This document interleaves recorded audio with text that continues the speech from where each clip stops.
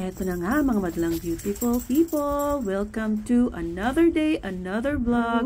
Sa mga bago po sa aking page, ako nga po pala si Juliet at nakatira po ako dito sa Minnesota, USA.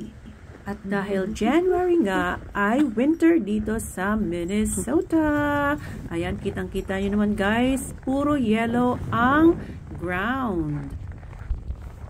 Kapag ganito nga ang mga panahon ay kailangan talagang nakasuot ka ng winter coat kasi kung hindi ay maninigas ka sa lamig. Kasi dito sa amin guys, minsan ang temperatura ay bumababa ng negative. So means below zero. At kung sa iba nga ay merong frozen dagat, dito naman po sa Minnesota ay meron kaming frozen lake at yan ay ipapakita ko sa inyo later on. For the meantime, ipapakita ko muna sa inyo ang aming kapaligiran dito sa harapan ng aming bahay. O, diba? Winter na winter ang dating. This year nga guys ay medyo kakaiba ang winter na aming na-experience kasi nga ay kukunti lang ang snow at hindi siya ganon kalamig. I am not complaining guys, I am just saying. Ayan, ito nga pala ang aming backyard. At yung makikita nyo doon, ayan, papunta na tayo guys. Ayan ang aming dock. Siyempre, tinatanggal yan sa tubig kapag winter, otherwise ay masisira siya. Ayan, konting pasilip lang sa aming backyard. At ayan na nga guys, ayan na yung sinasabi ko sa inyo na frozen lake. Usually guys, ay marami na diyang mga nag-a-ice fishing. Pero ngayon ay wala kasi hindi pa siya ganun ka-frozen. Ayan, pasilip ko ulit sa inyo ang aming backyard. Yan nga pala ang likuran ng aming bahay at yun yung bahay namin.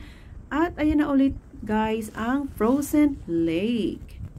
Ayan. Pero guys, at this time, hindi siya masyadong frozen, kaya walang mga nag-ice fishing. O, diba? Another glimpse of our backyard. Yan po ang aming deck.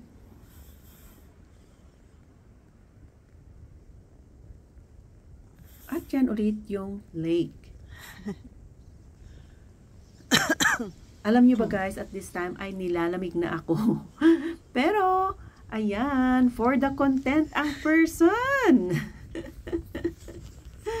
O, diba? Balik na tayo guys.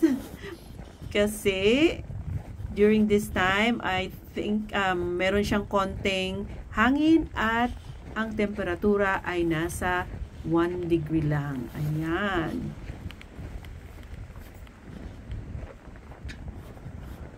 Dito nga sa Minnesota, kahit anong lamig or kahit may snowstorm, life must go on. Ayan guys, nakikita nyo ba na may hangin? Yan guys, ang lalong nagpapalamig kapag winter. At yun nga pala yung aking asawa, minimake sure niya na laging malinis ang aming driveway para hindi siya madulas. O, diba? Yan lang po. Until the next vlog. See ya. Bye.